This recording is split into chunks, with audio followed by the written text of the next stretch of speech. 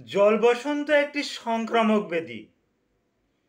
বিশেষ করে বাচ্চাদের ক্ষেত্রে একটু বেশি হয়।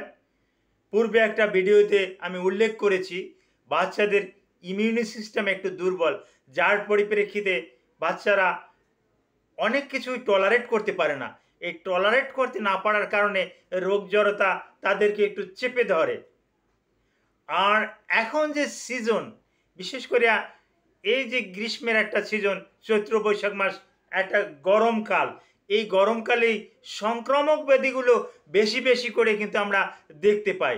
যেমন জল বসন্ত, যেটাকে চিকেন পক্স বলি, তারপর উলা উঠা, যেটাকে কলেরা বলি, পেটের পীড়া, যেটাকে ডায়রিয়া বলি, এই সমস্ত সংক্রামক ব্যাধিগুলো কিন্তু এই গ্রীষ্মকালেই কিন্তু বেশি দেখা যায়।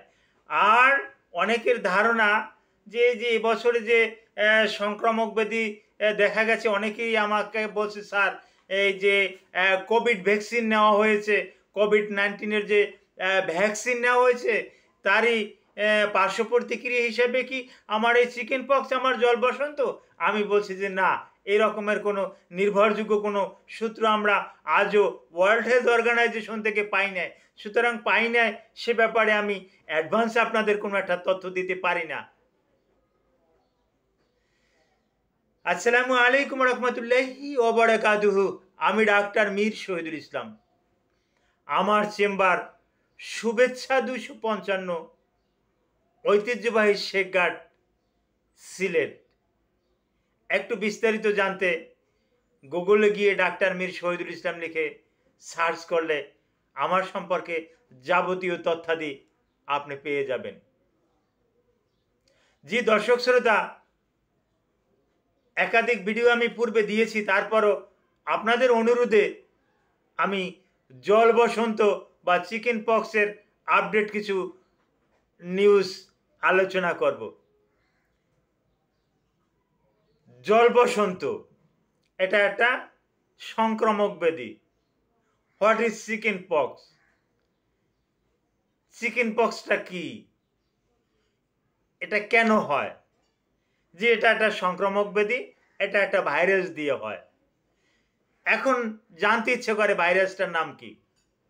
ভাইরাসটার নাম হারপেস জোস্টার। এই হারপেস জোস্টার দিয়ে এটা কিন্তু সংক্রমিত হয়ে থাকে। এটা কি কন্ট্রাক্টেড ডিজিজ? এটা কি ছোঁয়াচে রোগ? হ্যাঁ, এটা একেবারে 100% কন্ট্রাক্টেড ডিজিজ। এটা ছোঁয়াচে রোগ। একজনের হলে তার শরীর থেকে অন্যজনের শরীরে যাওয়ার মানে একজনের হলে অন্যজনের শরীরে যাওয়ার একটা সম্ভাবনা আছে এবং হয়েও থাকে। দেখা যাচ্ছে একই এলাকাতে হচ্ছে, ওই এলাকা দিয়ে এক বাড়িতে একজনের হচ্ছে, ওই বাড়িতে আরও কয়েকজনের এই চিকেন পক্স আছে। লক্ষণটা কি? সবচাইতে মজার একটা ব্যাপার আমি আপনাদেরকে দিচ্ছি। চিকেন পক্স বা জল বসন্ত হওয়ার 2 দিন আগে কিন্তু লক্ষণ প্রকাশ পায়। আপনার শরীরে র্যাশ বা গোটা এইটা দেখার আগে 2 দিন আগে কিন্তু লক্ষণ প্রকাশ পায়। এটা কিভাবে, কি লক্ষণ? 2 দিন আগে শরীরে জ্বর থাকে, এই জ্বরটা প্রচণ্ড জ্বর থাকে। অনেকেই অ্যাসিটামিনোফেন এই জ্বরের জন্য খেয়ে থাকেন। এই অ্যাসিটামিনোফেনে কিন্তু ভালো তখন একটা রেসপন্স পাওয়া যায় না। আর শরীর ম্যাজম্যাজ করে এবং শরীরে সুই দিয়ে একটু একটু পিন দিয়ে যদি শরীরে একটু গুঁতা দেওয়া হয়, আঘাত করা হয়, তাহলে যে রকমের ব্যথা লাগে, এই রকমের সারা শরীরে পিন দিয়ে আঘাত করলে যেরকম ব্যথা লাগে, এরকমের ব্যথা করে। এবং এরকমের সমস্যা কিন্তু চোখেও হয়। মনে হচ্ছে যেন চোখেও কেউ সুই দিয়ে, নিডেল দিয়ে কিন্তু কেউ জানি গুতাচ্ছে, এই রকমের অনুভব হয় 2 দিন আগেই। আচ্ছা, এরপরে 2 দিন পরে গোটাগুলো কিন্তু দেখা যায়। গোটাগুলো সমস্ত শরীরে দেখা যায়, কোনো অঙ্গ প্রত্যঙ্গ সাধারণত বাকি থাকে না। এমনকি চোখেও থাকে, চোখের আশেপাশে থাকে, পেশাবের রাস্তায়, পায়খানার রাস্তায়, সব জায়গাতে কিন্তু এটা ছড়িয়ে যায়। এরকমের দেখা যায়। তো এবারে আরও কিছু লক্ষণ বলি। ওই গোটাগুলো চুলকাবে, গোটাগুলো অত্যন্ত ব্যথা করবে, ওই গোটাগুলো মনে হবে কি যেন গরম পানি পড়লে যে রকমের ফোসকা ফোসকা হয়ে ওঠে, ঠিক ওই রকমের। কারো কারো ক্ষেত্রে ছোট, কারো কারো ক্ষেত্রে বড় বড় গোটা দেখা যায়। এরকমের বড় বড় গোটাও নিয়েও আমাদের কাছে কিন্তু আসে। তো এর প্রতিকার কি? প্রতিকার রুগীকে পুরোপুরি আইসোলেশনে থাকতে হবে, ঘরের বাইরে টাইরে যাওয়া যাবে না। আর কিছু ঔষধ সেবন করতে হবে। আপনারা যদিও জানেন ভাইরাসের অ্যাগেনস্টে কোনো ঔষধ নাই, তারপরেও একটা ঔষধ আছে অ্যাসাইক্লোভির, যেটা হার্পেস জোস্টারের জন্য পরীক্ষিত এবং কাজ করে। হ্যাঁ, এটাই অ্যাসাইক্লোভির ক্রিম এবং ট্যাবলেট এবং বাচ্চাদের জন্য সাসপেনশন আকারে কিন্তু মার্কেটে পাওয়া যায়। এই অ্যাসাইক্লোভির বিভিন্ন কোম্পানির হয়ে থাকে।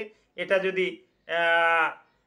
24 ঘন্টায় যদি 5 বার নির্দিষ্ট ডোজ মাত্রা যদি 5 বার দেওয়া হয়, তাহলে কিন্তু একটা ভালো একটা রেসপন্স কিন্তু আমরা পেয়ে থাকি। আর রোগীর কিন্তু ডিহাইড্রেট থাকে, কিছু খেতে টেতে ইচ্ছা করে না, পানি স্বল্পতায় ভোগে, যার পরিপ্রেক্ষিতে রোগীকে ওরাল স্যালাইন খেতে বলি, কচি ডাবের পানি খেতে বলি। এটা বয়স্কদের ক্ষেত্রেও এবং ছোটদের ক্ষেত্রেও ওই একই অবস্থা। একেবারে নবজাতক সে ওই মায়ের বুকের দুধ পান কিন্তু করতেই হবে, মায়ের বুকের স্তন্য কিন্তু তাকে খেতে হবে।